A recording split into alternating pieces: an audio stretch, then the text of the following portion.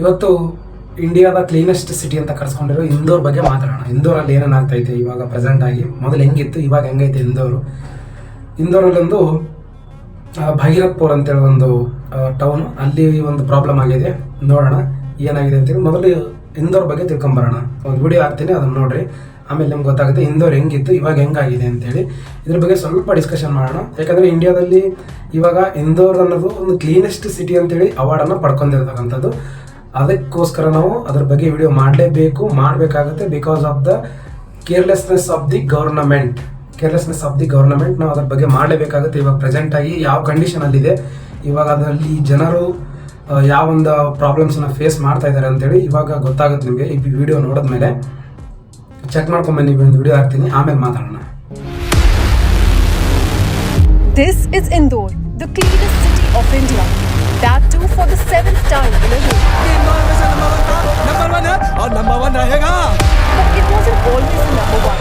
In fact, in 2016, when the Swachh Mission Award began, ಮಧ್ಯಪ್ರದೇಶದ ಈಗಿನ present chief minister CM ಯಾರಂದರೆ ಮೋಹನ್ ಯಾದವ್ ಅಲ್ಲಿ ಒಬ್ಬ ಬಿಗ್ಗೆಸ್ಟ್ ಮಿನಿಸ್ಟರ್ ಅಂತ ಇದ್ದಾರೆ. Very popular minister. ಅವ್ರ ಹೆಸರು ಕೈಲಾಶ್ ವಿಜಯವರ್ಗಿಯ ಅಂತೇಳಿ. ಅವರೊಂದು ಈ ಟಾಕ್ಸಿಕ್ ವಾಟರ್ ಟ್ರೀಟ್ಮೆಂಟಲ್ಲಿ ಆಗಿರ್ತಕ್ಕಂಥ ದೋಷನ ನೋಡಿ ಒಂದು ಮಾತನ್ನು ಹೇಳಿರ್ತಾರೆ. ನಾನು ಆಲ್ರೆಡಿ ಒಂದು ಹಿಂದಿನ ವಿಡಿಯೋದಲ್ಲಿ ಫಸ್ಟ್ ವಿಡಿಯೋದಲ್ಲಿ ನಾನು ಹೇಳಿದ್ದೀನಿ ಅವ್ರು ಏನು ಅಂದಿರ್ತಾರೆ ಅಂತ ಜರ್ನಲಿಸ್ಟಿಗೆ ಅಂತೇಳಿ. ಇವಾಗ ಇಂದೋರ್ ಕಡೆ ಬರೋದಾದರೆ ಅಲ್ಲಿ ಇವಾಗ ಪ್ರೆಸೆಂಟಾಗಿ 13ಕ್ಕೂ ಹೆಚ್ಚು ಸಾವಾಗಿದ್ದಾವೆ. ಅಲ್ಲಿ ಯಾವ ಥರ ಒಂದು ಪೊಲೀಸ್ ಸ್ಟೇಷನ್ ಇರುತ್ತೆ, ಪೊಲೀಸ್ ಸ್ಟೇಷನ್ ಪಕ್ಕ ಒಂದು ಟಾಯ್ಲೆಟ್ ಇರುತ್ತೆ. ಆ ಟಾಯ್ಲೆಟು ಡೈಲಿ ಪಬ್ಲಿಕ್ ಟಾಯ್ಲೆಟ್ ಇರುತ್ತೆ.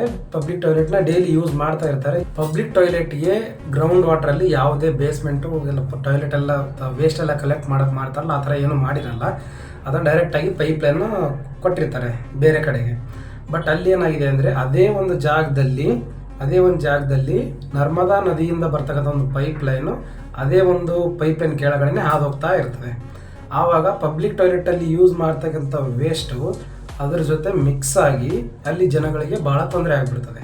ನಾವು ಎನ್ಬಿಟೆಡ್ ವಿಡಿಯೋನ ನೋಡ್ರಿ, ಇವಾಗ ಆಗ್ತಾಯಿದ್ದೀನಿ ಅದನ್ನು ಎಕ್ಸ್ಪ್ಲೇನ್ ಮಾಡ್ತಾ ಇದ್ದೀನಿ, ಗೊತ್ತಾಗುತ್ತೆ ನಿಮಗೆ. ಅದರೊಂದು ಪರಿಣಾಮವಾಗಿ ಇವತ್ತು ಇಂದೋರಲ್ಲಿ 13ಕ್ಕಿಂತ ಹೆಚ್ಚು ಸಾವು, 200ಕ್ಕಿಂತ ಹೆಚ್ಚು ICU ಅಲ್ಲಿದ್ದಾರೆ ಜನಗಳು, ಮತ್ತು 8,500 ಹೆಚ್ಚು ಜನರು ಅಡ್ಮಿಟ್ ಆಗಿದ್ದಾರೆ. Because of the carelessness of the government carelessness.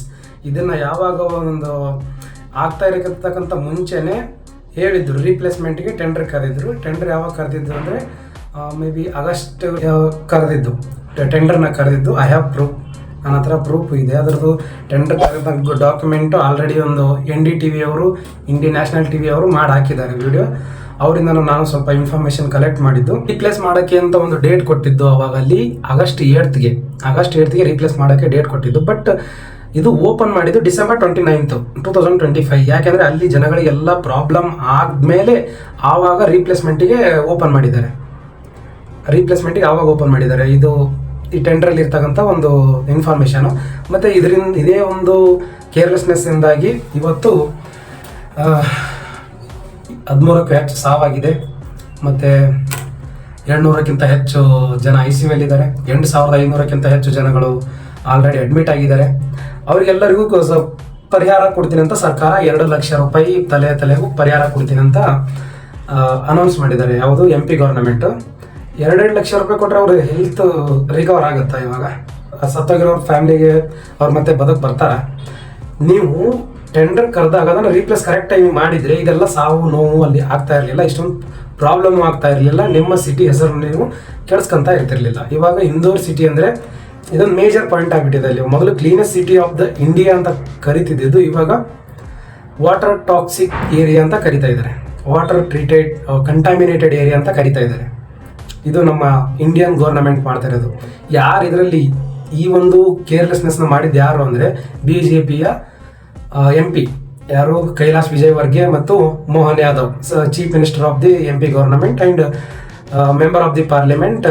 ಇವರು ಕೈಲಾಶ್ ವಿಜಯವರ್ಗಿಯ ಅವರಿಗೆ ಒಬ್ಬ ರಿಪೋರ್ಟರು ಆ ಟೈಮಲ್ಲಿ ಈ ಥರ ಆಗ್ತಾ ಇದೆ, ಒಂದು ಟ್ರೀಟ್ಮೆಂಟ್ ಈ ಥರ ಆಗ್ತಾ ಇದೆ, ಇಲ್ಲಿ ವಾಟರ್ದು ಈ ಥರ ಟಾಕ್ಸಿಕ್ ಇದೆಲ್ಲ ರಿಲೀಸ್ ಆಗ್ತಾ ಇದೆ ಅಂತ ಒಂದು ಜರ್ನಲಿಸ್ಟ್ ಕೇಳಕ್ಕೆ ಹೋದರೆ ಕ್ಯಾ ಗಂಟಾ ಹೋಗಯ ಕ್ಯಾ ಗಂಟಾ ಹೋಗ ಈ ಥರ ಒಂದು ಅವಾಚ್ಯ ಶಬ್ದದಲ್ಲಿ ಅವ್ರನ್ನ ಮಾತಾಡ್ತಾರೆ.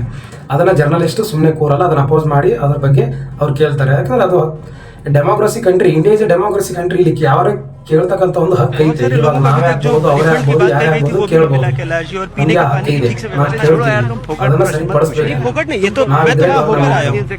ಗವರ್ನಮೆಂಟ್ ಇಂದ ನಾವಲ್ಲ. कैलाश जी बात ठीक से कीजिए, नहीं शब्दों का चयन ठीक करेंगे। कैलाश जी आप ढंग से बात नहीं कर रहे हैं। नहीं आप ये क्या शब्द होता है कि घंटा घंटा क्या शब्द होता है? आप मैं तो चाहूंगा लहजा इनको सुधार. ವಾತಾವರಣ ಇದನ್ನೆಲ್ಲ ಬಿಟ್ಟು ಇವಾಗಿನ ಜನ್ರೇಷನ್ಗೆ ಎಷ್ಟೊಂದು ತೊಂದರೆ ಆಗ್ತಾ ಇದೆ. ಇವಾಗ ನೋಡಿದ್ರಲ್ಲ, ಹೇಳದ್ನಲ್ಲ, ಇದು ಇಂದೋರಲ್ಲಿ ಆಗಿದ್ದು ವಾಟರ್ ಟಾಕ್ಸಿಕ್ ಕಂಟೈನ್ಮೆಂಟು ಯಾವ ಥರ ಆಗಿದೆ ಅಂದರೆ 13 ಜನ ಸಾಯೋವರೆಗೂ ಕೇರ್ಲೆಸ್ ಆಗಿ ಫುಲ್ ಗೌರ್ನಮೆಂಟ್. 13 ಜನ ಸತ್ತ ಮೇಲೆ ಅವಾಗ ರೀಪ್ಲೇಸ್ಮೆಂಟ್ಗೆ ಟೆಂಡರ್ ಕರೆದಿದ್ದಾರೆ ಡಿಸೆಂಬರ್ 29 2025. ಅದು ಯಾವಾಗ ಓಪನ್ ಆಗಿದ್ದು ಟೆಂಡರು? ಆಗಸ್ಟ್ 8 ಓಪನ್ ಆಗಿದ್ದು. ಇಷ್ಟು ಇರ್ರೆಸ್ಪಾನ್ಸಿಬಲ್ ಗೌರ್ನಮೆಂಟ್ಸ್ಗಳು ಲೀಡ್ ಮಾಡ್ತಾ ಇದ್ರೆ ಈ ಥರನೇ ಆಗೋದು. ಸೋ ಕಾಲ್ಡ್ ರಾಜಕಾರಣಿಗಳು ಇಡೀ ಇಂಡಿಯಾದಲ್ಲಿ ಮತ್ತು ನಮ್ಮ ಕರ್ನಾಟಕದಲ್ಲಿ ಎಲ್ಲ ಸ್ಟೇಟ್ಗಳಲ್ಲಿ ಏನಾಗ್ತಾ ಇದೆ ನೀವೇ ನೋಡ್ರಿ. ಬರೀ ಒಂದೊಂದು ಓಟಿನ ಪ್ರಭಾವಗಳು ಇವೆಲ್ಲ. ಇನ್ನು ಮುಂದೆ ಏನೇನಾಗುತ್ತೋ ನೋಡೋಣ. ಅಲ್ಲಿವರೆಗೂ